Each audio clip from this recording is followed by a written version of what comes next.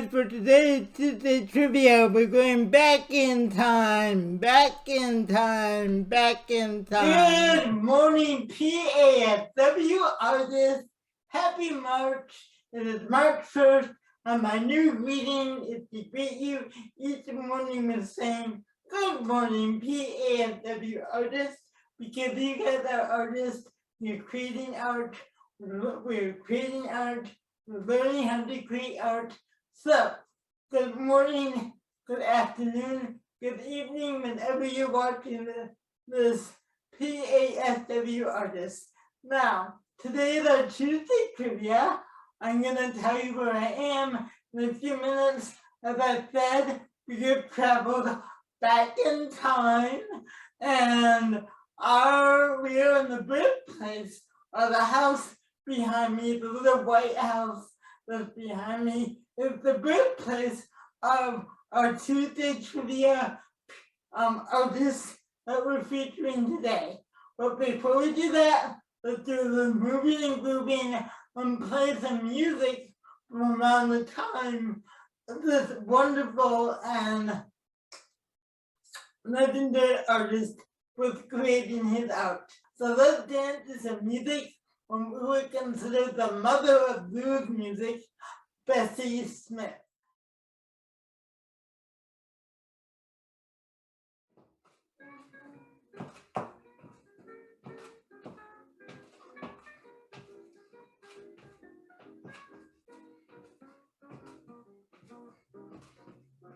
Honey, baby, won't you turn near? That sweet mama whisper in your ear. I'm wild about that thing. It makes me laugh and sing. Give it to me, Papa. I'm wild about that thing. Do it easy, honey. Don't get rough. From you, Papa, I can't get enough. I'm wild about that thing. Sweet joy it always brings. Everybody knows it. I'm wild about that thing. Please don't hold it, baby, when I cry. Give me every bit of it, else I'll die. I'm wild about that thing. Got a jing, jing, jing. All the time I'm crying. I'm wild about that thing. What's the matter, Papa? Please don't stall. Don't you know I love it and I want it all? I'm wild about that thing. Just give my bell a ring. You press my button. I'm wild about it. Wake up and bring it to a stop. Yeah, I like you ting-a-ling. All right, guys, good job. That was blues singer Bessie Smith.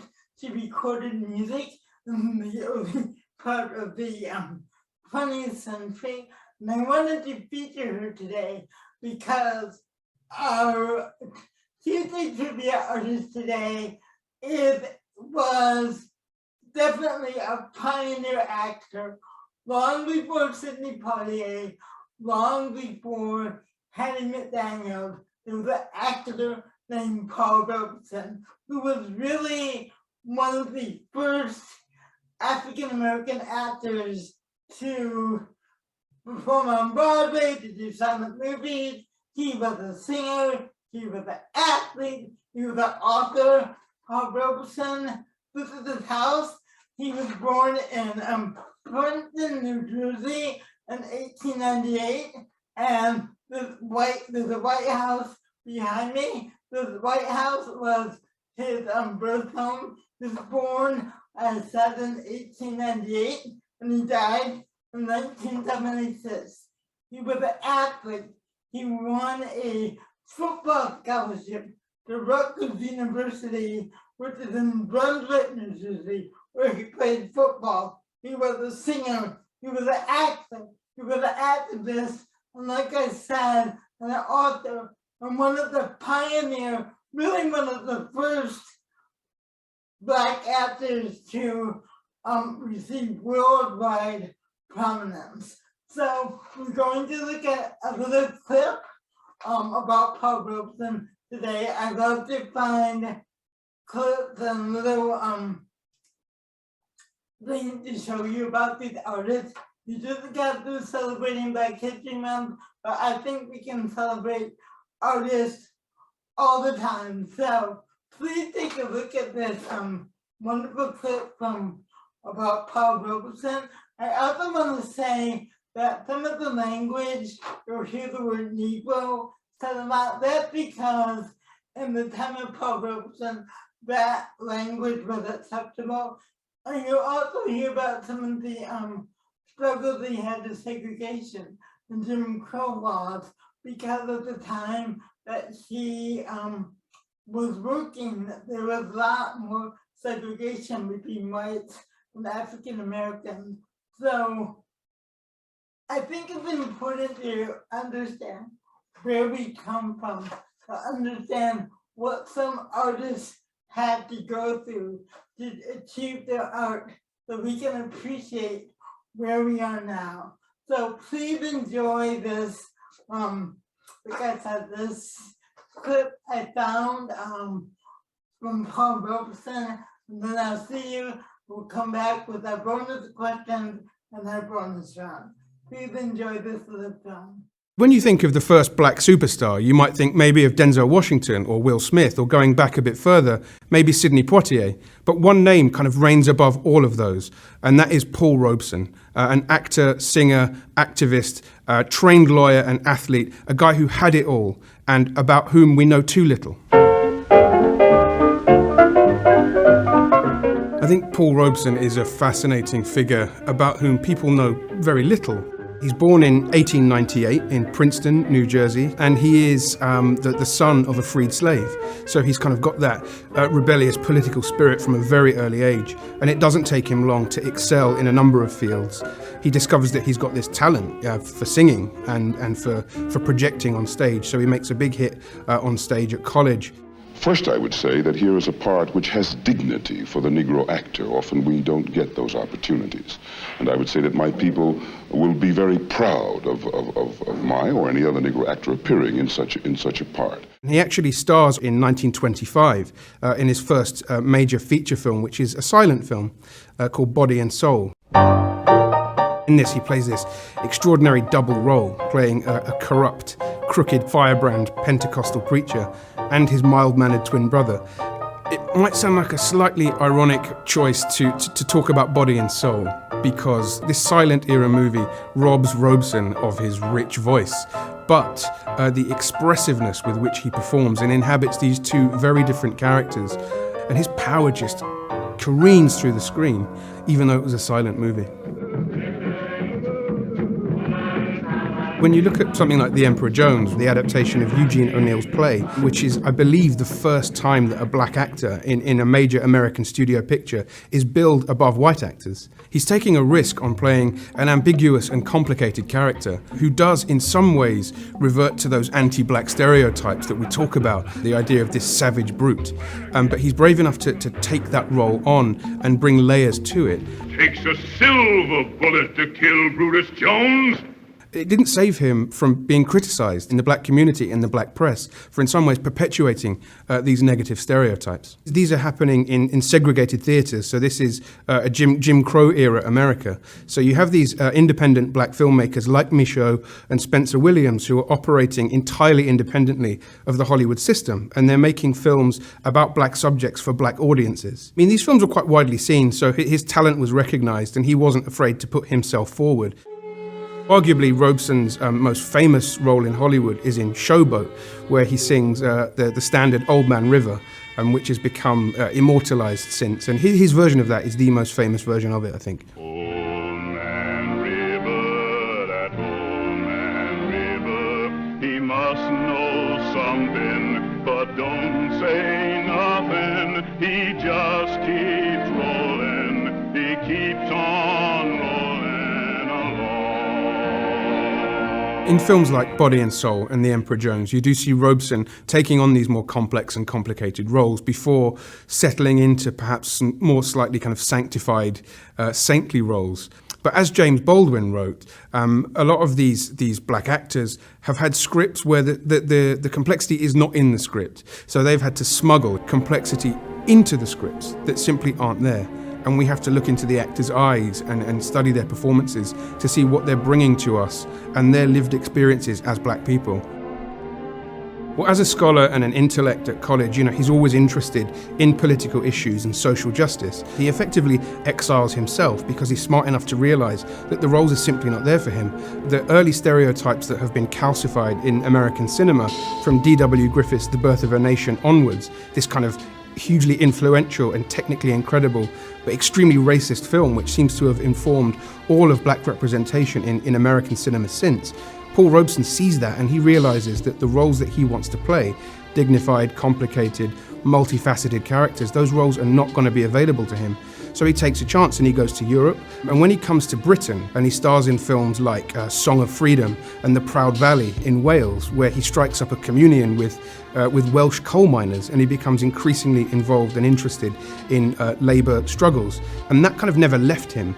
And when he went back to America, he saw what was happening again in Jim Crow America. This is before the civil rights movement really kicked into gear in the 50s and 60s, and he's seeing injustice all around him. Here's a question of whether one who wants to sing and act can have, as a citizen, political opinion. And in attacking me, they suggested that when I was abroad, I spoke out against injustices to the Negro people in the United States. I certainly did.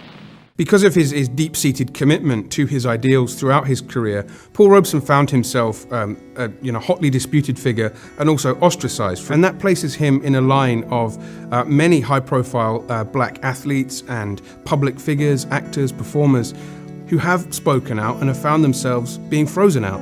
We look at Tommy Smith and John Carlos at the '68 Olympics with their famous Black Power salute, and even up to today with somebody like Colin Kaepernick, who's made a very bold statement and for doing so has found himself frozen out, very much like Robeson was as well. So perhaps when we look at Robeson, we're not looking at someone from the past, but a central figure on a continuum of American race relations. As with so many politically outspoken and controversial figures, there is a note of tragedy to Robeson's final years. His passport had been revoked by the time it was given back to him and he was allowed to travel again.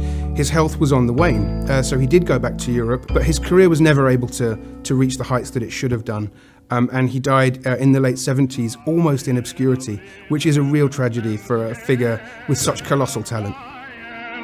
But old man River, he just keeps rolling along.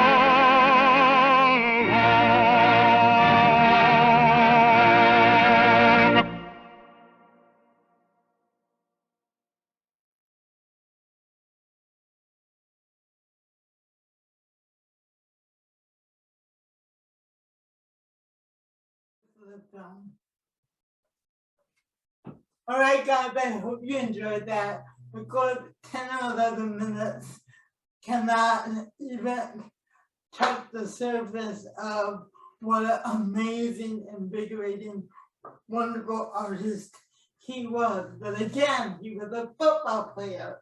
He is really known for the show Showboat, as they said, which was a play and a movie, Singing Old Man River. So that is what, that voice, what an incredible voice he had, both as a singer and as an actor, and what an incredible artist, and I just really wanted to honor him today. So, let's go to our bonus round. Bonus question number 1. What sport does Paul Robeson play? Bonus question number 1. What sport did Paul Robeson play? I said it was mentioned in the video. What sport did Paul Robeson play? Bonus question number 2. Name a project, either movie or play, that Paul Robeson was in. He didn't do television because there was no television at the time. So, Name a project, a theater or film project that Paul Robeson was in. That is bonus question number 2. Bonus question number 1.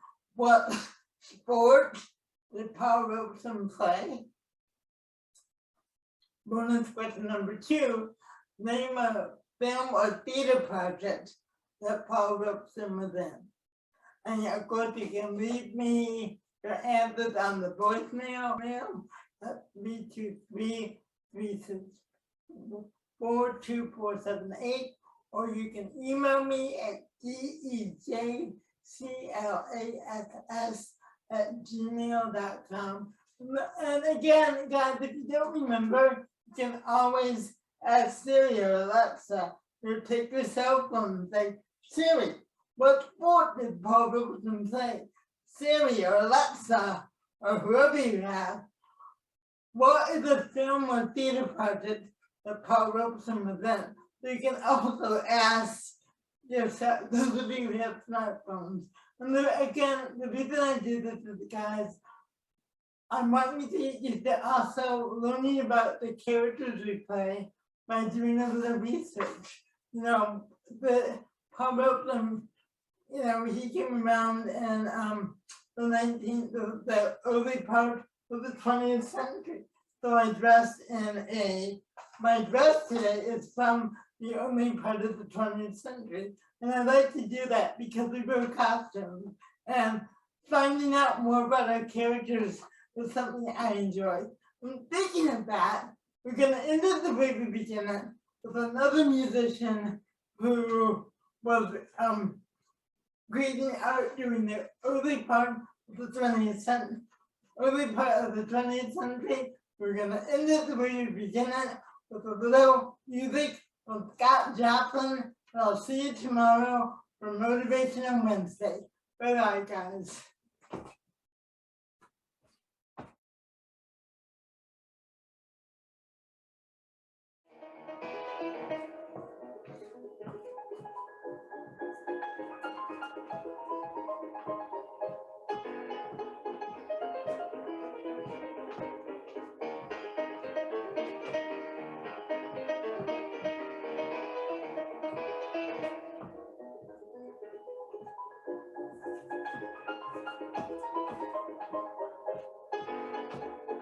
All right, guys, see you tomorrow.